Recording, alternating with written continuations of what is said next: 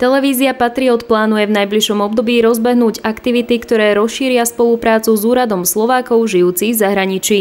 Okrem doterajšieho informovania o novinkách zo života zahraničných Slovákov, televízia pripravuje zaujímavý projekt. My sme prišli s novým návrhom, že vytipovať ľudí v zahraničí, v komunitách slovenských, ktorí by boli schopní natočiť určité ilustračné zábery a preposlať ich do televízie Patriot na odvysielanie, aby mohli informovať o dianí vo svojich vlastných komunitách. Aktuálne dianie zo života zahraničných Slovákov momentálne mapujú spolupracujúce televízie z Kovačice, Petrovca, Užhorodu a Írska.